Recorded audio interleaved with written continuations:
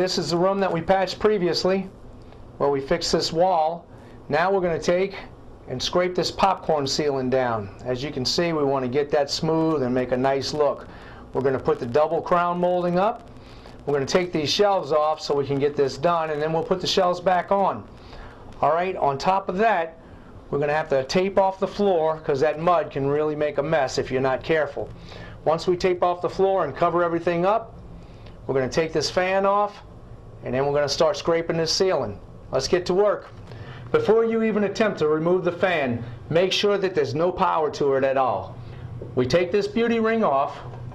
There's just a little ring that turns and unsnaps. Once you take it and twist it, it usually comes off. You'll usually have screws on both sides, sometimes all four sides. Now I removed all of these screws except for one, just so I can show you easily how it's done. Okay, once we pull this down, you get a little close-up of here, and you see the wires up here. Okay, we're going to pull these wires out, and be real careful when you do this. You see this wire right here? This is your black wire coming from the ceiling. This is your power wire. This is your neutral right here. So if you take a tester and you touch these two and it doesn't do anything, then you know that they're dead. You're okay. You take those two wires, you make sure to tape these up when you remove the fan. This is your ground wire. You don't even have to worry about this when it can leave exposed. It's going to be a bare copper wire coming from your ceiling, and it's a green wire on your light fixture or your fan. The black wire and the blue wire coming from your fan will hook up to the black side. Okay? Now the neutral side will have a white wire. The white wire from the fan goes to the white wire on the ceiling. Now that this is removed, we're going to tape these up, and then we're going to take and lift this up right here.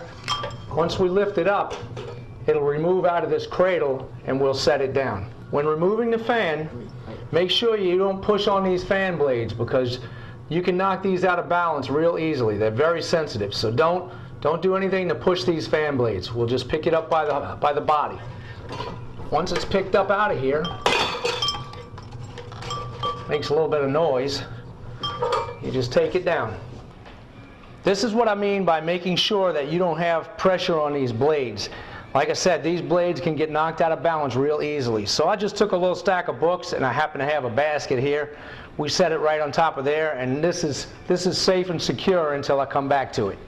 Everything that we needed to cover is covered, including this junction box. On here, what I did was I took newspaper and I wadded it up and I put it in a baggie.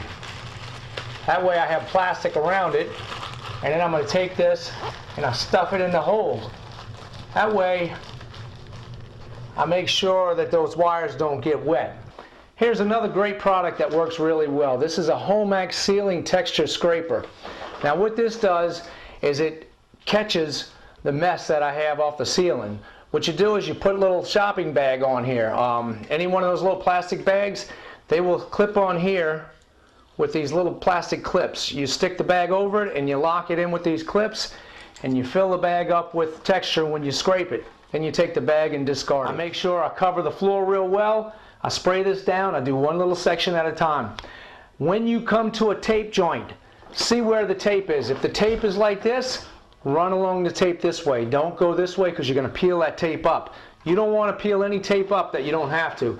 When you get to a joint, just be careful. Go along the tape line, and then that way when you come back to skim it, you can lightly hit those little areas. If you gouge it a little bit here and there, that's nothing, and I'll show you how to fix that. Okay, let's get started on this. I use a regular bug sprayer when I do this. I just wet this ceiling down real good, wet it down a couple of times. I take a section at a time. I'll wet it down 2 or 3 times in that section, then I'll come back and scrape it. Now, if you have a semi-gloss or a gloss on the ceiling, if someone painted that prior to this, or you have a bunch of coats on there, it's more difficult, and you may have to spray it, scrape it, and spray it and scrape it a few times. But 90% of the time you can come by, or 99% of the time, you can come by and wet this ceiling, because usually it's just ceiling paint on there, and scrape it right off and take that popcorn off with it. So we're just going to wet this down, get it good and wet, and then we're going to come back and scrape it off. Once I place it on here, it comes off like butter. I just scrape it right down the line. You can see how it comes off. You see, this can be a mess. You don't want this all over the floor if you can help it. Well, I'm a little bit dirty, but it only took me about an hour and a half to get this whole ceiling scraped. All right, in this sides right here, you want to clean all of this up, okay? I take and wipe my walls down good because you don't want all that drying on there. It's just something you have to worry about later. You see this little bitty gouge? This is not bad. You might get a little parts of this where the knife catches it when it's real wet and scrapes it a little bit. We're just going to come back over after with some mud and we'll skim that. Now that the ceiling is completely scraped, we're ready to let it dry. Tomorrow we're going to mix up the texture, hit some of these little spots and make them smooth, and then we're going to blow the ceiling. We did a good job of this yesterday, and it didn't take me but a couple of hours to scrape this down and clean it up.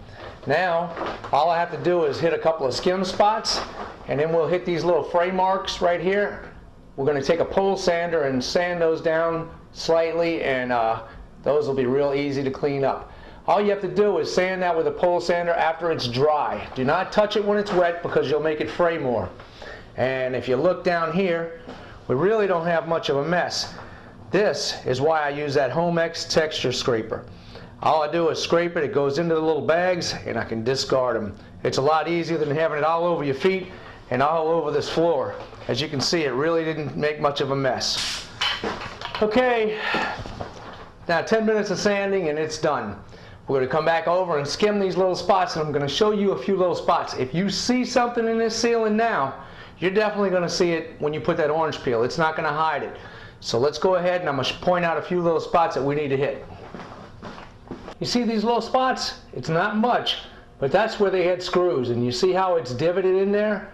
All we have to do is skim that, and that'll look perfect. As you can see, this ceiling is really slick. There's only a couple of spots that you can see dark spots on, and that's only because the primer is still wet. Once that primer dries, we're going to put a light orange peel. Okay, we're wrapped up for now.